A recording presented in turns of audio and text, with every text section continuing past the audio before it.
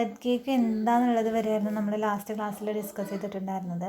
അപ്പോൾ അവിടെ നിന്ന് തന്നെ സ്റ്റാർട്ട് ചെയ്യുകയാണ്. എർത്ത് കേക്ക് എന്താണെന്ന് വെച്ചാൽ അതൊരു ഷേക്കിംഗ് ആണ് എർത്തിൻ്റെ സർഫസിലുള്ള. അതിന് കാരണമാവുന്നത് എർത്തിൻ്റെ ക്രസ്റ്റിലുണ്ടാകുന്ന ഒരു സഡൻ റിലീസ് ഓഫ് എനർജി കാരണമാണ്. ആ ഒരു സഡൻ റിലീസ് ഓഫ് എനർജിയാണ് ഈ സെസ്മിക് വേവ്സ് ക്രിയേറ്റ് ചെയ്യുന്നത്. ഈ സെസ്മിക് വേവ്സാണ് സുനാമിയുടെ റീസണായിട്ട് പറയുന്നത്. പിന്നെ പറയുന്നത് അത് എത്രത്തോളം ഡെസ്ട്രോയ് പവർ ഉണ്ട് എന്നുള്ളതാണ്, എത്രത്തോളം വയലൻ്റ് ആണെന്നുള്ളതാണ്. അത്രയും കാര്യങ്ങളാണ് എർത്ത് കേക്കിൽ പറഞ്ഞിട്ടുണ്ടായിരുന്നത്. Earthquakes are usually caused when rock underground suddenly breaks. അതിൻ്റെ ഒരു പ്രധാന മെയിൻ കോസാണ്, അല്ലെങ്കിൽ എന്തുകൊണ്ട് എങ്ങനെ സംഭവിക്കും എന്നുള്ളതാണ്. അണ്ടർഗ്രൗണ്ടിലുള്ള റോക്ക് ഒരു സഡൻ എനർജിയുടെ ഭാഗമായിട്ട് പൊട്ടിത്തെറിക്കുമ്പോഴാണ് എർത്ത് കേക്ക് സംഭവിക്കുന്നത്. താഴെ സർഫസിലുള്ള റോക്സ് അല്ല, അണ്ടർഗ്രൗണ്ടിലുള്ള rocks. This sudden release of energy causes the seismic waves that makes the ground shake. ഈ ഒരു സഡൻ റിലീസ് ഓഫ് എനർജിയാണ് സെസ്മിക് വേവ്സ് ക്രിയേറ്റ് ചെയ്യുന്നത്. ആ സെസ്മിക് വേവ്സ് ആണ് ഈ ഗ്രൗണ്ട് ഷേക്ക് ആവാനും കാരണമാവുന്നത്. ഇനി പറയുന്നത് എഫക്ട്സ് ഓഫ് എർത്ത് കേക്ക്സ് ആണ്. നമുക്കറിയുന്ന കാര്യങ്ങളാണ്. First one ground movements. ഒന്നാമത് പറയുന്നത് ഗ്രൗണ്ട് മൂവ്മെൻറ്റ് സംഭവിക്കുന്നുള്ളതാണ്. നമുക്കറിയാം എർത്ത് കേക്ക്സ് ഉണ്ടാകുമ്പോൾ മെയിനായിട്ട് സംഭവിക്കുന്ന കാര്യം അത് തന്നെയാണ്, ഗ്രൗണ്ടിൽ വരുന്ന മൂവ്മെൻറ്റ്. ഗ്രൗണ്ടെല്ലാം ഷേക്കാവും.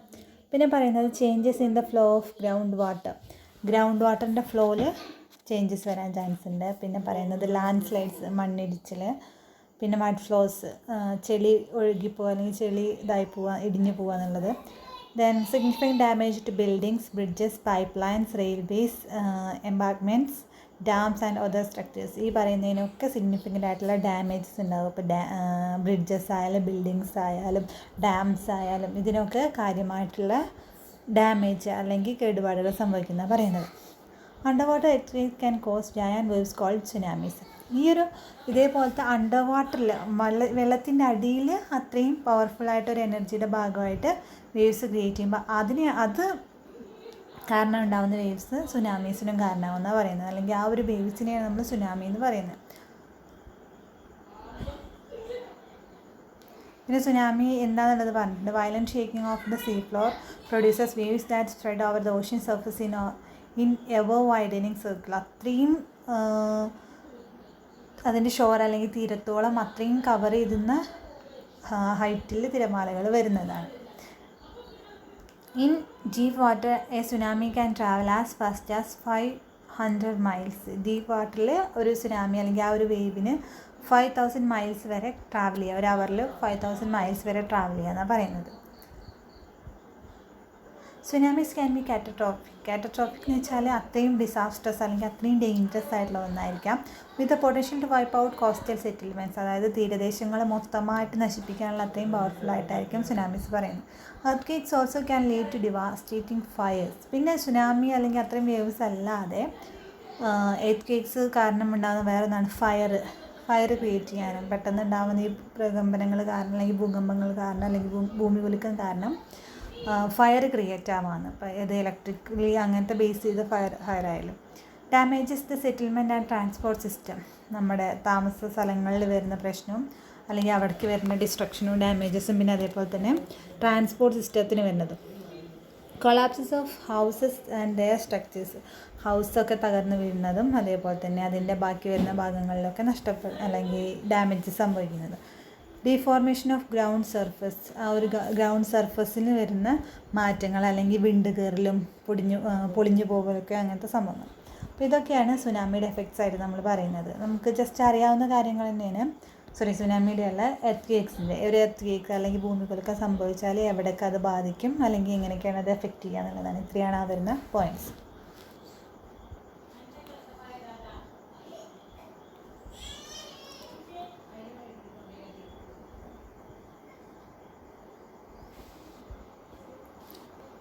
മെയിനായിട്ട് ഗ്രൗണ്ട് മൂവ്മെൻറ്റ്സ് വരുന്നുണ്ട്. അത് കാരണം ഗ്രൗണ്ട് മൂവ്മെൻറ്റ്സ് വരുമ്പോൾ എവിടെയൊക്കെ നഷ്ടങ്ങൾ വരും അല്ലെങ്കിൽ എവിടെയൊക്കെ ഡാമേജസ് വരും എന്നുള്ളത് നമുക്ക് സ്വന്തം വേർഡ്സിൽ എക്സ്പ്ലെയിൻ ചെയ്തു പോകാം.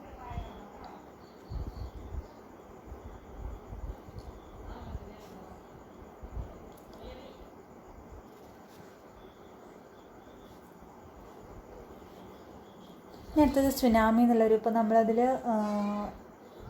ഡിസാസ്റ്റേഴ്സിൽ എർത്ത് കേക്ക്സ് എന്താണെന്ന് പഠിച്ചു. സുനാമി ആണ് അടുത്തത് നോക്കാൻ പോകുന്നത്. ഈ tsunami known as a seismic sea wave. അപ്പോൾ സുനാമിനെയാണ് ഓൾറെഡി നമ്മൾ പറഞ്ഞ സെസ്മിക് വേവ് എന്ന് പറയുന്നത്. അതിൻ്റെ വേറൊരു പേരായിട്ടാണ് പറയുന്നത്.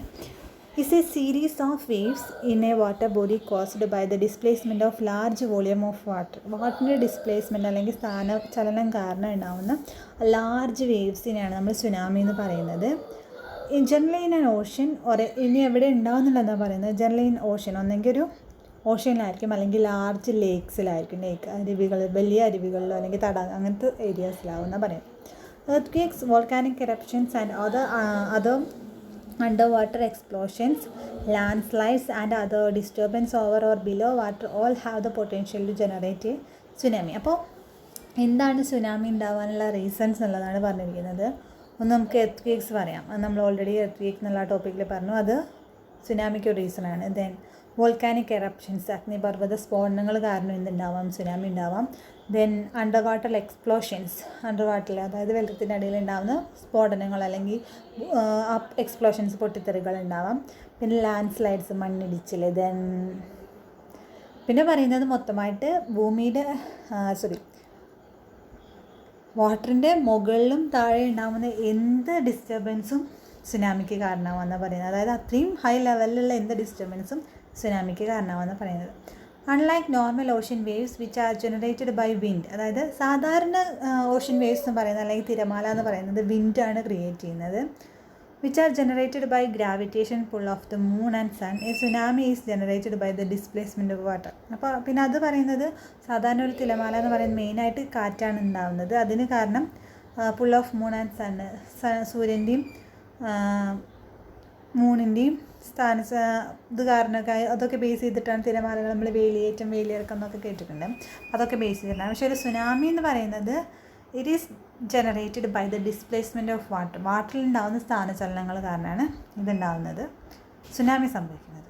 അപ്പോൾ അടുത്തൊരു ഡിസാസ്റ്ററായിട്ട് നമ്മൾ പറയുന്നതാണ് സുനാമി എന്നുള്ളത്. അതെന്താണെന്നുള്ളതും എവിടെയാണ് അത് സംഭവിക്കുന്നത് എന്നുള്ളതും അതേപോലെ തന്നെ അതിൻ്റെ റീസൺസ് എന്തൊക്കെയാണ് എന്നുള്ളതും അല്ലെങ്കിൽ അതിൻ്റെ കാരണമാവുന്നത് എന്തൊക്കെയാണെന്നുള്ളതാണ് നോക്കട്ടെ. പിന്നെ ഒരു സുനാമിയും നോർമൽ വേവും തമ്മിലുള്ള ഡിഫറൻസസ് എന്തൊക്കെയാണെന്നുള്ളത്.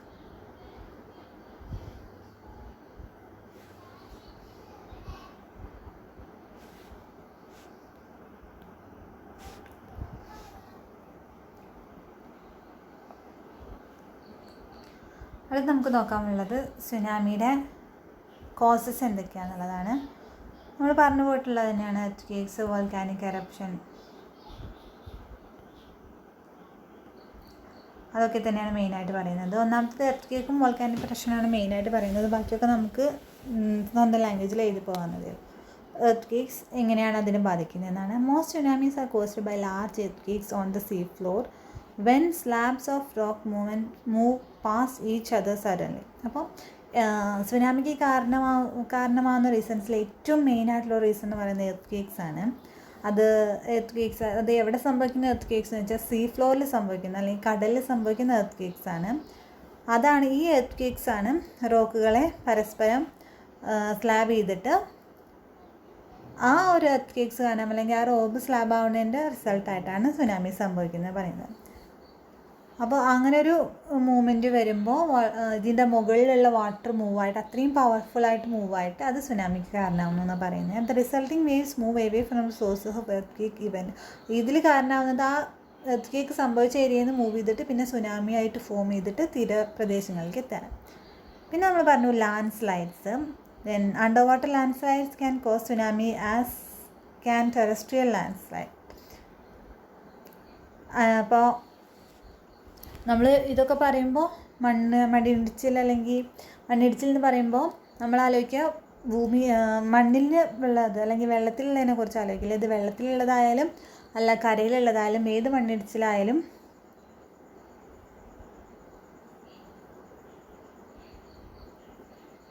സുനാമിക്ക് കാരണമാണെന്നാണ് പറയുന്നത്.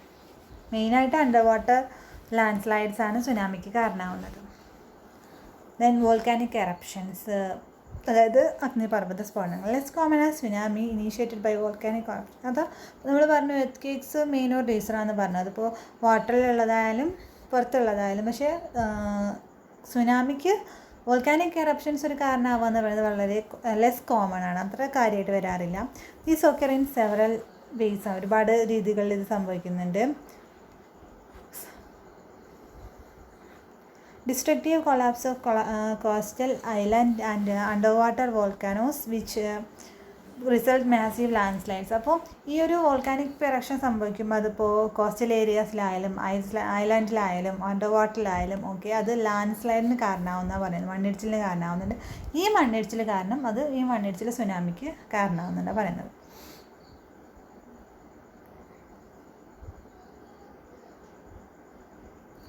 പിന്നെ പറയുന്നത് പൈറോക്ലാസ്റ്റിക് ഫ്ലോസ്. പൈറോക്ലാസ്റ്റിക് ഫ്ലോസ് എന്ന് വെച്ചാൽ ഒരു മിക്സ്ചറായിട്ട്, അതായത് ഹോട്ട് ബ്ലോക്സിൻ്റെയും ആഷും ഗ്യാസും ഇതിൻ്റെയൊക്കെ ഒരു മിക്സ്ചറായിട്ടുള്ള ഫ്ലോസിനെയാണ് പൈറോക്ലാസ്റ്റിക് ഫ്ലോസ് എന്ന് പറയുന്നത്. ഇത് ഓഷനിക്ക് ഡെപ്പോസിറ്റ് ചെയ്യുന്നത് കാരണവും അത് ഡെപ്പോസിറ്റ് ചെയ്യുമ്പോൾ അതിൽ നിന്നൊരു വലിയ പവർ കിട്ടിയിട്ട് അതും സുനാമിക്ക് കാരണമാവുന്നുണ്ടെന്ന് പറയുന്നത്. അപ്പോൾ ഇത്രയാണ് സുനാമിയുടെ കോസസ്. ഓൾറെഡി നമ്മൾ എന്താ സുനാമി എന്നുള്ളതിൽ അതിൻ്റെ മെയിൻ റീസൺസ് പറഞ്ഞിട്ടുണ്ടായിരുന്നു. എർത്ത് ക്വേക്സ് ആണ്, വോൾക്കാനിക് എറപ്ഷൻസ് ഉണ്ട്, then under water explosions, land slides, അങ്ങനെ അതൊക്കെ നമ്മൾ പറഞ്ഞു പോയിട്ടുണ്ടായിരുന്നു. അപ്പോൾ അതിനെ ഒന്ന് ഡീറ്റെയിൽ ആയിട്ട് ഇവിടെ നോക്കിയാൽ മതി.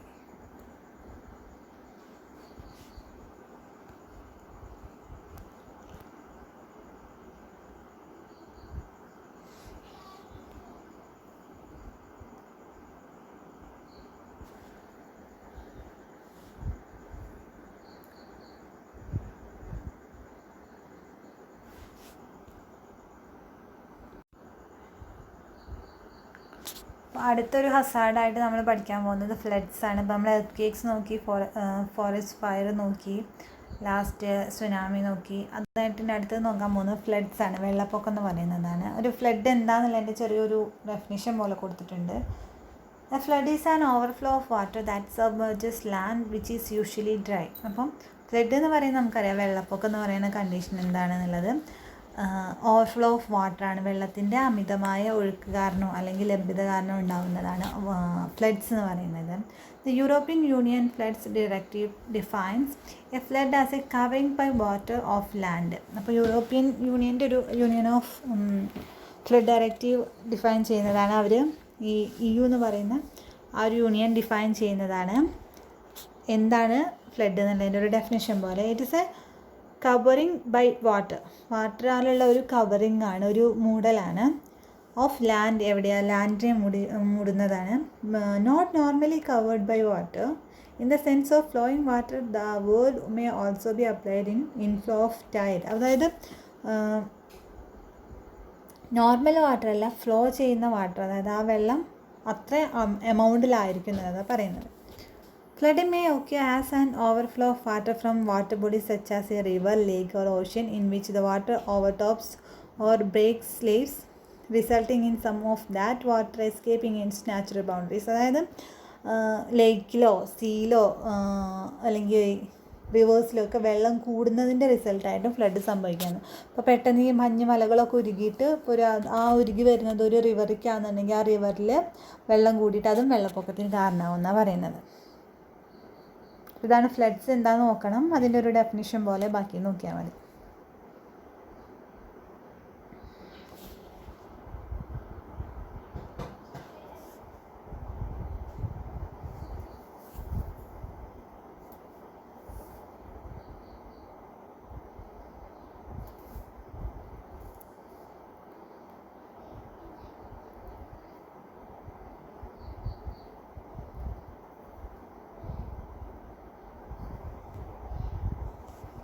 അടുത്തതിൻ്റെ കോസസ് ആണ് നോക്കാൻ പോകുന്നത്. ഫ്ലഡിൻ്റെ causes എന്തൊക്കെയാണെന്നുള്ളതാണ്.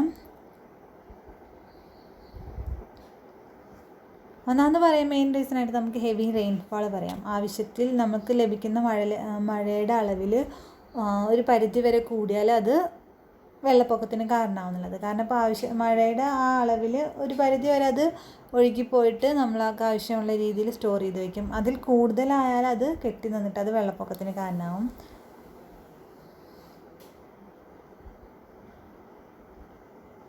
Then the capacity of the water course or stream network to convey run off. അതായത് ഏതൊരു ഇപ്പോൾ ഒരു വാട്ടർ കോഴ്സിൻ്റെ അതിപ്പോൾ ഒരു ലേക്കായാലും റിവർ ആയാലും അത് ആ വെള്ളം മഴയിൽ നിന്ന് കിട്ടുന്ന വെള്ളം കവർ ചെയ്തിട്ട് ഓഷനിൽ എത്തിക്കുന്ന ആ രീതിയിൽ തടസ്സങ്ങളൊന്നും വന്നില്ല എന്നുണ്ടെങ്കിലും വന്നാലും അത് ഫ്ലഡിന് കാരണമാവുമെന്നാണ് പറയുന്നത്. ഇപ്പോൾ വെള്ളം കെട്ടിക്കിടക്കുക എന്നുള്ളൊരു കണ്ടീഷനിലേക്ക് വരുമ്പോൾ catchment and weather condition prior to rainfall event, അതായത് കാലാവസ്ഥയിൽ വരുന്ന മാറ്റങ്ങൾ.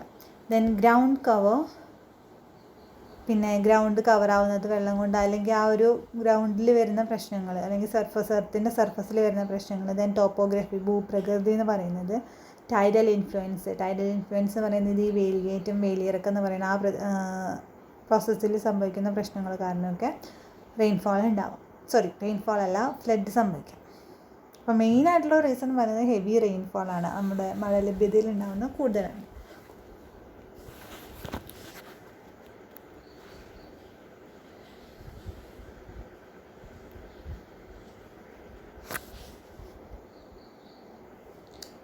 അടുത്തത് ഫ്ലഡിൻ്റെ എഫക്ട്സ് ആണ്. ഫ്ലഡിൻ്റെ എഫക്ട്സിന് മെയിനായിട്ട് നമ്മൾ 3ആയിട്ട് ഡിവൈഡ് ചെയ്തിട്ടുള്ളത്. First one economic, then environment, then people and animals. Economically അല്ലെങ്കിൽ സാമ്പത്തികമായിട്ട് എങ്ങനെ ഒരു ഫ്ലഡ് ബാധിക്കുന്നു, ദെൻ എൻവയോൺമെൻറ്റ് അതായത് നേച്ചറിനെ എങ്ങനെ ബാധിക്കുന്നു, അടുത്തത് കഴിഞ്ഞിട്ട് പീപ്പിളിനെയും മനുഷ്യരെയും അല്ലെങ്കിൽ ആനിമൽസിനെ എങ്ങനെ ബാധിക്കുന്നു എന്നുള്ളതാണ്. ഫസ്റ്റ് വൺ എക്കണോമിക്കായിട്ട് എഫക്ട്സ് ഓഫ് ഫ്ലഡിംഗ് എന്നുള്ള ഹെഡ്ലൈൻ നോക്കിയാൽ മതി.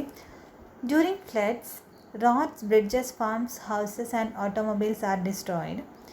People become homeless. അപ്പോൾ ഒരു ഫ്ലഡ് സംഭവിക്കും. നമുക്കറിയാം വെള്ളപ്പൊക്കം എന്ന് പറയുന്നത് നമ്മളിപ്പോൾ 2-3 കൊല്ലമായിട്ട് ഫേസ് ചെയ്തുകൊണ്ടിരിക്കുകയാണ്. അപ്പോൾ ആ ഒരു വെള്ളപ്പൊക്കം ഡ്യൂറിങ് ഫ്ലഡ്സ് അല്ലെങ്കിൽ ഫ്ലാഷ് ഫ്ലഡാണ്, പെട്ടെന്നുണ്ടാകുന്ന വെള്ളപ്പൊക്കത്തിൽ roads, bridges, farms, houses and automobiles are destroyed. എന്തിനൊക്കെ നാശം വരുന്നത് പറയുന്നത് roads, bridges, farms, houses and automobiles, വാഹനങ്ങൾക്കായാലും വീടുകൾക്കായാലും ഫാമുകൾക്കായാലും പാലങ്ങൾക്കായാലും റോഡ്സിനായാലും ഒക്കെ നാശനഷ്ടം സംഭവിക്കുക. നമുക്കറിയാം ആ വെള്ളപ്പൊക്കം എന്ന് പറയുമ്പോൾ വെള്ളത്തിൻ്റെ ഫോഴ്സ് എത്രത്തോളം ഉണ്ടാവും, അല്ലെങ്കിൽ വെള്ളം കൂടുതൽ സമയം വെള്ളം കെട്ടിക്കിടക്കുന്നത് കൊണ്ടുള്ള പ്രശ്നങ്ങളൊക്കെയാണ് പറയുന്നത്.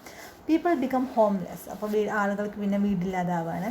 Additionally the government deploys firemen, police and other emergency apparatuses to help the affected. പിന്നെ ഗവൺമെൻറ് എന്തുകൂടെ ചെയ്യുകയാണ്, ഈ നഷ്ടങ്ങളൊന്നും പോരാനായിട്ട്, അതായത് റോഡ് നാശം വരുന്നതും ബ്രിഡ്ജസിന് നാശം വരുന്നതും ഹൗസസിന് നാശം വരുന്നതും എല്ലാതും വാഹനങ്ങൾക്കൊക്കെ കേടുപാട് സംഭവിക്കുന്നതൊന്നും പോരാഞ്ഞിട്ട് ഒരു ഏരിയയിൽ ഫ്ലഡ് അഫക്റ്റ് ചെയ്യാന്നുണ്ടെങ്കിൽ അവിടുത്തെ ആളുകളെ സഹായിക്കാനുള്ള അപ്പാരറ്റസ് ഇറക്കണം, അതിനുള്ള ഉപകരണങ്ങൾ വേണം. പിന്നെ അത് മാത്രമല്ല ഫയർമെനെയും പോലീസിനെയും ബാക്കി മിലിറ്ററി സർവീസൊക്കെ അവിടേക്ക് വേണ്ടത്. അപ്പോൾ ഇതിനൊക്കെ എക്സ്ട്രാ ചിലവ് വരുന്നുണ്ട്.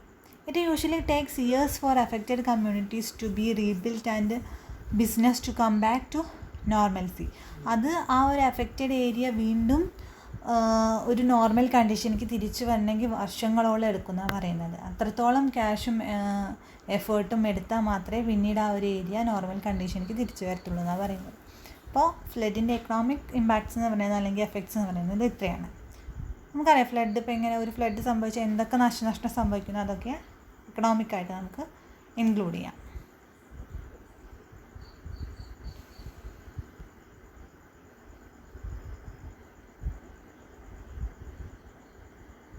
ദെൻ എൻവയോൺമെൻ്റലി അല്ലെങ്കിൽ നേച്ചറിന് എന്തൊക്കെ പ്രശ്നം വരുന്നു, എൻവയോൺമെൻറ്റിന് പരിസ്ഥിതിക്ക് എന്തൊക്കെ പ്രശ്നം വരുന്നു എന്നുള്ളതാണ്.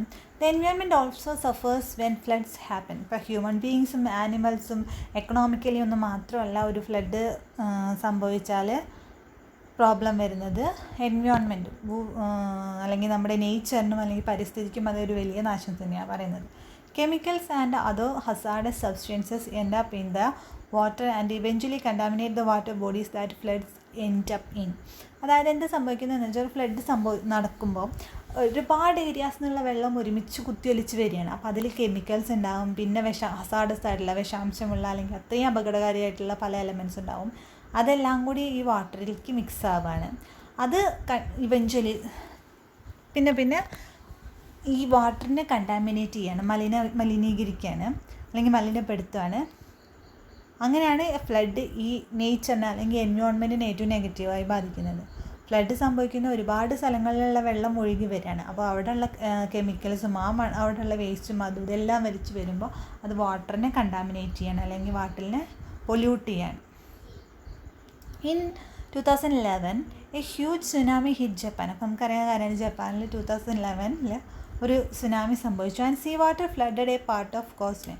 അപ്പോൾ ആ ഒരു തീരപ്രദേശങ്ങളിൽ മൊത്തം എന്തായി, സീ വാട്ടറായി, കടലിലെ വെള്ളമായി. The flooding caused massive leakage in nuclear plants and has since caused high radiation in that area. അപ്പം ആ വെള്ളം മൊത്തം കയറിയിട്ട് ന്യൂക്ലിയർ പ്ലാന്റ്സിലൊക്കെ ന്യൂക്ലിയർ പ്ലാന്റുകളിലൊക്കെ ലീക്കേജ് സംഭവിച്ചിട്ട് പിന്നെ ആ ഏരിയയിൽ മൊത്തം റേഡിയേഷനായിരുന്നു ഫീൽ ചെയ്തത്, അല്ലെങ്കിൽ റേഡിയോ ആക്റ്റീവായിട്ടുള്ള എലിമെൻറ്റ്സ് കൂടിയിട്ട് റേഡിയേഷനാണ് ഫീൽ ചെയ്തിരുന്നത്. Authorities in Japan fear that Fukushima radiation levels are 18 times higher than even thought. അപ്പോൾ ആ ഒരു റേഡിയേഷൻ എന്ന് പറയുന്നത് അത്രയും ഹൈ ലെവലിലായിരുന്നു എന്നാണ് പറയുന്നത്. Additionally flooding causes kills animals and other insects are introduced to affected areas, distorting the natural balance of the ecosystem. ഇത് മാത്രമല്ല, ഈ കെമിക്കൽസ് വെള്ളത്തിൽ മിക്സ്ഡ് ആയിട്ട് അത് ആ ഒരു പ്രോബ്ലം മാത്രമല്ല പറയുന്നത്. ദെൻ ഇറ്റ് കിൽസ് ആനിമൽസിനെ കില്ല് ചെയ്യുന്നുണ്ട്, ബാക്കി അതർ ഇൻസെക്ട്സിനെ, മറ്റു ജീവജാലങ്ങളെയും കില്ല് ചെയ്യുന്നത്. എങ്ങനെയെന്നാണ് പറയുന്നത്, ആ ഒരു വിഷാംശം ചെന്നിട്ടാണെങ്കിലും അല്ലെങ്കിൽ ഫ്ലഡിലൂടെ എങ്ങനെയൊക്കെ ആനിമൽസ് ചത്തുപോകാൻ നമുക്കറിയുന്ന കാര്യമാണ്.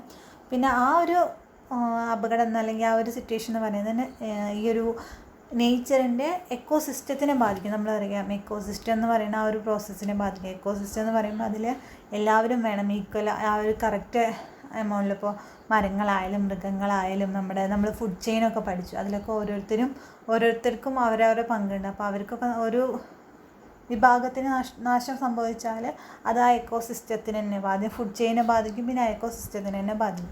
അപ്പോൾ അതാണ് എൻവയോൺമെൻറ്റിനെ എങ്ങനെ ഇത് എഫക്റ്റ് ചെയ്യുന്നുള്ളത്. മെയിനായിട്ട് ഈ വെള്ളം ഒരുമിച്ച് വരുമ്പോൾ എല്ലാ ഏരിയാസിൽ നിന്നുള്ള കെമിക്കൽസും ബാക്കി വിഷാംശമുള്ള ഹസാർഡസ് ആയിട്ടുള്ള എലമെൻസൊക്കെ അതിൽ പെട്ടിട്ട് ആ വെള്ളം കണ്ടാമിനേറ്റ് ആവും എന്നുള്ളതാണ് ഫസ്റ്റ് പറയുന്നത്. പിന്നെ ഈ ആനിമൽസും ഇൻസെക്ട്സും ചത്തുപോകുന്നതും പിന്നെ എക്കോസിസ്റ്റത്തിനെ ബാധിക്കുന്നതും. അപ്പോൾ അതാണ് എൻവയോൺമെൻറ്റിൻ്റെ എങ്ങനെ എഫക്റ്റ് ചെയ്യുന്നു അല്ലെങ്കിൽ ഇമ്പാക്ട്സ്, അതാണ് പറയുന്നത്.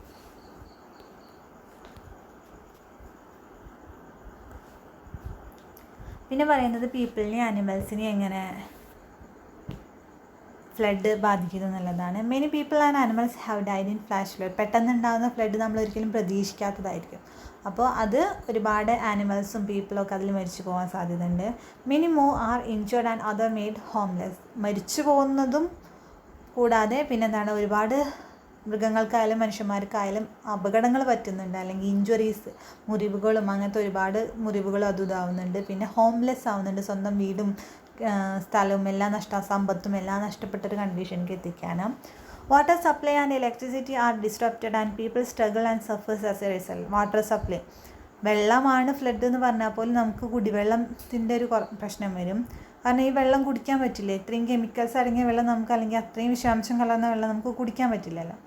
Then and electricity R disrupted. Electricity, current ഉണ്ടാവില്ല. നമുക്കറിയാം ഈ കണ്ടീഷനൊക്കെ എത്രത്തോളമാണ് നമ്മളിപ്പോൾ 2-3 കൊല്ലമായിട്ട് അറിയുന്നതാണ്. കറണ്ടും ഉണ്ടാവില്ല. Then people struggle and suffer as a result. In addition to this, flooding brings a lot of diseases and infections including military fever. പിന്നെ ഒരുപാട് ഡിസീസസും ഒരുപാട് ഫിസിക്കൽ പ്രോബ്ലംസും ഫ്ലഡ് കാരണം ഉണ്ടാകുന്നത് പറയാം. അതിൻ്റെ കുറച്ച് എക്സാമ്പിൾസാണ് military fever, pneumonic plague, dermatopathia, then dysentery എന്നൊക്കെ പറഞ്ഞിട്ട് ഈ ഒരുപാട് ഡിസീസ് സ്കിന്നിനെ ബാധിക്കുന്ന, അല്ലെങ്കിൽ ഡെർമോത്തോപാത്തിയ എന്ന് പറയുന്ന ത്വക്കിനെ ബാധിക്കുന്ന രോഗങ്ങളൊക്കെ ഉണ്ടാകും. പിന്നെ പ്ലാഗ് അല്ലെങ്കിൽ ന്യൂമോണിയ പ്ലാഗ് എന്നൊക്കെ പറയുന്ന അസുഖങ്ങളൊക്കെ ഉണ്ടാകും. Sometimes insects and snake make their ways to the area and cause a lot of havoc. അതായത് ഈ ബാക്കി മാളങ്ങൾ ക്രിയേറ്റ് ചെയ്യുന്ന ഇൻസെക്ട്സും പാമ്പൊക്കെ വീടിൻ്റെ ഉള്ളിൽ കയറാനൊക്കെ ചാൻസ് കൂടുതലാണ്. അങ്ങനെയാണ് പീപ്പിളിനെയും ആനിമൽസിനെയും ഫ്ലഡ് ബാധിക്കുന്നത്. മെയിനായിട്ട് മരണം സംഭവിക്കാം, അതുമാത്രമല്ല അതിലും വലിയ ആഫ്റ്റർ എഫക്ട്സ് ഫ്ലഡ് കാരണം ഉണ്ടാകുന്നതെന്നാണ് പറയുന്നത്. അതിലൂടെ വരുന്ന ഡിസീസസ് അത്രയും ഡേഞ്ചറസ് ആയിട്ടുള്ള ഡിസീസസ് ആയിരിക്കും വരിക എന്നാണ് പറയുന്നത്.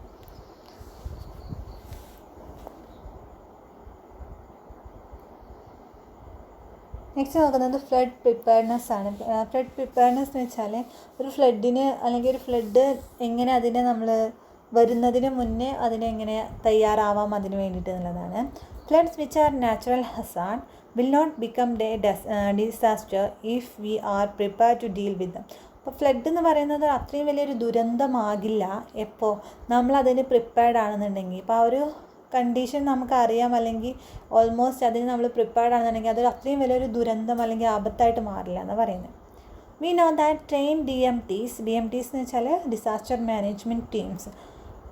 ഈ ഒരു ഡിസാസ്റ്ററൊക്കെ വന്നാൽ അതിനെ എങ്ങനത്തോളം ഹാൻഡിൽ ചെയ്യണം, എത്രത്തോളം മാനേജ് ചെയ്യണം എന്നൊക്കെ അവരെയാണ് ഡിസാസ്റ്റർ മാനേജ്മെൻറ്റ് ടീംസ് എന്ന് പറയുന്നത്. that are in process of being constituted in each village or urban neighborhood would be responsible for preparedness and response. Each one of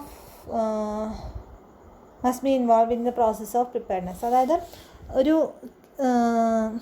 team ഉണ്ടാക്കുക ഈ ഒരു ഇതിന് വേണ്ടിയിട്ട് പ്രിപ്പയർ ചെയ്ത് നിൽക്കാൻ വേണ്ടിയിട്ട്. അവരെന്ത് ചെയ്യാം, ഓരോ വില്ലേജിലും അവരത് വെക്കുമ്പോൾ അങ്ങനെ ഒരു പെട്ടെന്നൊരു ഫ്ലഡൊക്കെ ഉണ്ടാകുമ്പോൾ അതിനെ എങ്ങനെ ഫേസ് ചെയ്യണം അല്ലെങ്കിൽ എന്തൊക്കെ ചെയ്യണം എന്നുള്ളത് കറക്റ്റായിട്ട് അപ്പോൾ ചെയ്യാൻ കഴിയും.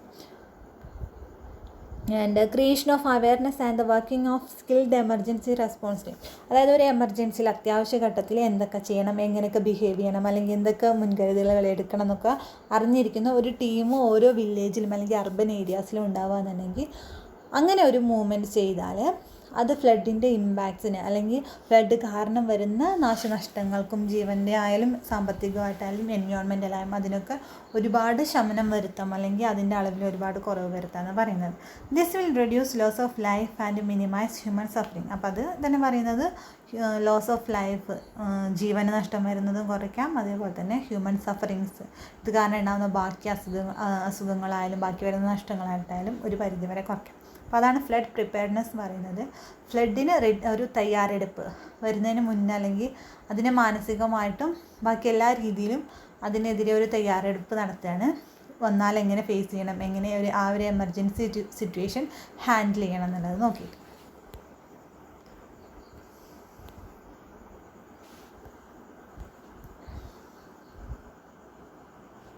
ദെൻ പ്രീ ഫ്ലഡ് അറേഞ്ച്മെൻറ്റ് എന്ന് പറയുന്നത്. ഇപ്പോൾ ഒരു ഫ്ലഡിന് മുന്നേയായിട്ട് നമുക്ക് ഏകദേശം സിറ്റുവേഷൻ കണ്ടു. അപ്പോൾ മഴയുടെ ലഭ്യതയിൽ മഴ കൂടുതലാണെന്ന് തോന്നിയാൽ അതൊക്കെ ഒരു ഫ്ലഡിന് കാരണമായിട്ട് നമ്മൾ പറയാം. അപ്പോൾ അങ്ങനെ സിറ്റുവേഷനിൽ എങ്ങനെ പ്രീ ഫ്ലഡ് അറേഞ്ച്മെൻ്റ് ആണ്, എന്തൊക്കെ അറേഞ്ച്മെൻറ്റ്സ് നമുക്ക് ചെയ്യാന്നുള്ളതാണ്. Covering a meeting of district level committee on natural calamities. ഒരു മീറ്റിംഗ് കണ്ടക്ട് ചെയ്യുക എന്നുള്ളതാണ്. നാച്ചുറൽ കലാമിറ്റീസിനെ കുറിച്ചും അല്ലെങ്കിൽ ഫ്ലഡിനെ കുറിച്ച് ഡീറ്റെയിൽ ആയിട്ട് ഇൻഫർമേഷൻ കിട്ടാനും അതിനെക്കുറിച്ചുള്ള എല്ലാ ഡീറ്റെയിൽസും കളക്ട് ചെയ്തൊരു meeting in the month of May and October, മെയ്യിലും അല്ലെങ്കിൽ ഒക്ടോബർ ഈ മാസങ്ങളിലൊക്കെ ഒരു മീറ്റിംഗ് കണ്ടക്ട് ചെയ്യുക എന്നുള്ളതാണ്. ആ മീറ്റിങ്ങിലൂടെ in order to take precautionary measures, ഒരു മുൻകരുതലുകൾ എടുക്കാൻ വേണ്ടിയിട്ട്, or proposed to be taken against the possible flood, വരാൻ പോകുന്ന ഫ്ലഡിന് നമ്മളെങ്ങനെ പ്രൊപ്പോസ് ചെയ്യാം അല്ലെങ്കിൽ അതിനെ എങ്ങനെ നേരിടാമെന്ന് വെച്ചിട്ട്. Then functioning of the control, ഒരു കൺട്രോൾ റൂം ക്രിയേറ്റ് ചെയ്യുക, അത് പ്രോപ്പറായിട്ട് ഫങ്ഷൻ ചെയ്യുക, എന്തൊക്കെ എവിടെയൊക്കെ സംഭവിക്കും അല്ലെങ്കിൽ അത് സംഭവിച്ചു കഴിഞ്ഞാൽ അതിനെ എങ്ങനെ ഫേസ് ചെയ്യണം, എങ്ങനെ ഓവർകം ചെയ്യണം എന്നുള്ളത് നോക്കിയിട്ട് ഒരു കൺട്രോൾ റൂം സ്ഥാപിക്കാം. Closure of past breaches in river and canal embankments and guarding of weak points. അപ്പോൾ ഇതിന് മുന്നേ ഫ്ലഡ് ഉണ്ടായ ഏരിയാസിലുള്ളൊരു പ്രത്യേക പ്രൊട്ടക്ഷൻ അതാണ് പറയുന്നത്. ക്ലോഷർ ഓഫ് പാസ്റ്റ് ബ്രീച്ചസ്, മുൻപുണ്ടായതൊക്കെ എൻഡ് ആവുക അല്ലെങ്കിൽ ഇതൊക്കെ ഒരു ഫ്ലഡ് കാരണം വന്ന നഷ്ടങ്ങളൊക്കെ നികത്തിയിട്ട്. Then guarding of weak points, flood affect ചെയ്യാൻ അല്ലെങ്കിൽ അത്രയും നാശനഷ്ടം വരുത്താൻ ഇടയായ സാഹചര്യങ്ങൾ അല്ലെങ്കിൽ സ്ഥലങ്ങൾ അത്രയും പ്രൊട്ടക്റ്റ് ചെയ്യുക. അപ്പോൾ ഒരു ഏരിയ കണ്ടാൽ നമുക്ക് മനസ്സിലാവും ഒരു ഫ്ലഡ് വന്നാൽ അല്ലെങ്കിൽ മഴ കൂടിയാൽ ആ ഏരിയയിൽ കുറച്ച് അത്രയും ഡേഞ്ചറസ് ആണെന്ന് തോന്നുകയാണെങ്കിൽ അവർക്ക് കുറച്ചുകൂടെ പ്രൊട്ടക്ഷൻ അല്ലെങ്കിൽ അവിടെ കുറച്ചുകൂടെ കൂടുതലായിട്ട് മുൻകരുതൽ എടുക്കുക.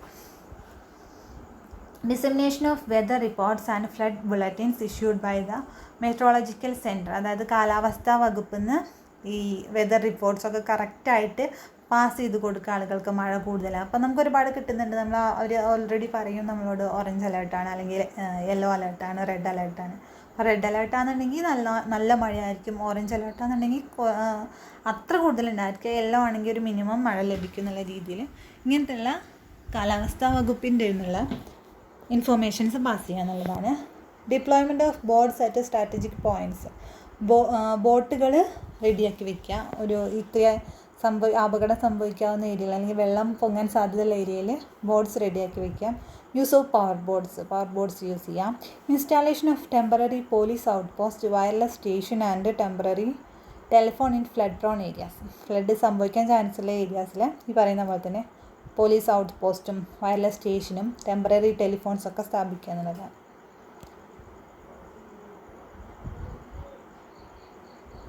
Then arrangement for keeping telephone and telegraph line in order. Telegraph അല്ലെങ്കിൽ ഇതൊക്കെ കട്ടായി നമുക്ക് പിന്നെ കോൺടാക്ട് ചെയ്യാൻ ബുദ്ധിമുട്ടായിരിക്കും. അപ്പോൾ അതൊക്കെ നോക്കുക. Then to estimate food reserve available. ഫുഡിൻ്റെ അതായത് ഇപ്പോൾ ഒരു ഫ്ലഡ് എന്ന് പറഞ്ഞാൽ പെട്ടെന്ന് അങ്ങോട്ട് വന്ന് പോകുന്നുണ്ടാവില്ല, അത് എത്ര ദിവസത്തോളം നിൽക്കുമെന്ന് പറയാൻ പറ്റും. അപ്പോൾ ഫുഡ് അവൈലബിൾ ആണോ എന്ന് ചെക്ക് ചെയ്യുക. Storage of food stuff in interior vulnerable strategic and key areas. അത് കറക്റ്റായ രീതിയിൽ അതിന് കേടൊന്നും സംഭവിക്കാത്ത അല്ലെങ്കിൽ അത് വേസ്റ്റ് ആകാത്ത രീതിയിൽ സ്റ്റോർ ചെയ്ത് വെക്കാം. Arrangement of dry food stuff and other necessary of life. ബാക്കി ഡ്രൈ ഫുഡ്സും അതായത് കുറേ കാലം നിലനിൽക്കാൻ പറ്റുന്ന, ഇപ്പോൾ 1-2 ദിവസത്തിന് മാത്രമാവില്ല, അപ്പോൾ അത്രയും ദിവസം നീണ്ടു നിൽക്കുന്ന ഫുഡൊക്കെ കീപ്പ് ചെയ്ത് വെക്കാം. ബാക്കി നെസസറി ലൈഫ് എക്യുപ്മെൻറ്റ്സൊക്കെ സ്റ്റോർ ചെയ്ത് വെക്കാം. Arrangement and keeping of drainage system clean to avoid blockage of water flow. അതായത് നമ്മുടെ മലിനജലം അഴുക്ക് ചാലുമൊക്കെ ക്ലീൻ ചെയ്ത് വെക്കുക. വെള്ളം എവിടെയും തടഞ്ഞു നിൽക്കാതെ ഫ്രീ ആയിട്ട് ഫ്ലോ ചെയ്യുന്ന ഒരു കണ്ടീഷനിലേക്ക് എത്തിക്കാം. അഗ്രികൾച്ചറൽ മെഷേഴ്സ്, അതായത് കൃഷിയുടെ ആ ഏരിയാസൊക്കെ നന്നായിട്ട് കീപ്പ് ചെയ്ത് വെക്കുക, അവിടെയൊന്നും പ്രശ്നങ്ങൾ വരാതെ. ഹെൽത്ത് മെഷേഴ്സ്, ആരോഗ്യവും കൃഷിയൊക്കെ നല്ല രീതിയിൽ അല്ലെങ്കിൽ ആരോഗ്യം സംരക്ഷിക്കണം, പിന്നെ കൃഷിയുടെ അവയ്ക്ക് അതിന് നഷ്ടം വരാൻ പാടില്ലാത്ത രീതിയിൽ. സെലക്ഷൻ ഓഫ് ഫ്ലഡ് ഷെൽട്ടേഴ്സ്, അതായത് ഒരു ഫ്ലഡ് സംഭവിച്ചാൽ ഒരു അഭയ കേന്ദ്രങ്ങൾ വേണം, അഭയാർത്ഥികൾ അല്ലെങ്കിൽ അവിടുന്ന് ബാധിക്കുന്നവരെ നമ്മൾക്ക് കൊണ്ടുപോയി പാർപ്പിക്കാൻ കുറച്ച് സ്ഥലങ്ങൾ വേണം, അതൊക്കെ റെഡിയാക്കി വെക്കാം. Mock drill for task force as well as for people in the flood prone areas. അതായത് മോക്ക് ഡ്രില്ല് നടത്തി കൊടുക്കുക. അപ്പോൾ ഒരു ഫ്ലഡ് സംഭവിച്ചാൽ എന്തൊക്കെ ചെയ്യണം എന്നുള്ളത് മുൻകൂട്ടി ഒരു മോക്ക് ഡ്രില്ല് പോലെ ഈ ടാസ്ക് ഫോഴ്സിന് കൊടുക്കുക. അതേപോലെ തന്നെ ഫ്ലഡ് സംഭവിക്കാൻ കൂടുതൽ ചാൻസുള്ള ഏരിയാസിലെ ആളുകൾക്കും കൊടുക്കുക. അപ്പോൾ ഇത്രയൊക്കെയാണ് ഒരു പ്രീ ഫ്ലഡ് അറേഞ്ച്മെൻ്റ് ആയിട്ട് നമുക്ക് കൊടുക്കാനുള്ളത്. ഇപ്പോൾ ഫ്ലഡ് പ്രിപ്പയർനെസ്, അതായത് ഒരു ഫ്ലഡ് വരുന്നതിന് മുന്നേ എങ്ങനെ പ്രിപ്പയർ ചെയ്യാൻ നമ്മൾ പറഞ്ഞു. അതേപോലെ തന്നെ പ്രീ ഫ്ലഡായിട്ട്, അതായത് ഫ്ലഡ് വരുന്നതിന് മുന്നേ നമുക്കൊരു സൂചന അല്ലെങ്കിൽ അതിന് മുന്നേ ഇപ്പോൾ ഒരു ഈ വർഷം ഇന്ന മാസങ്ങളിൽ സംഭവിച്ചു, അപ്പോൾ അടുത്ത വർഷം അത് സംഭവിക്കാൻ ചാൻസ് ഉണ്ട്, നമുക്കൊരു മുൻധാരണ ഉണ്ടാകും. അപ്പോൾ ആ ഒരു സമയമാകുമ്പോഴേക്ക് എന്തൊക്കെ മുൻകരുതലുകൾ നമ്മൾ എടുക്കാമെന്നാണ് പറയുന്നത്. അപ്പോൾ ഇത്രയാണ് ഫസ്റ്റ് നമ്മുടെ എർത്ത് ക്വേക്സ് തൊട്ടിട്ട് ഇതുവരെ നോക്കുക.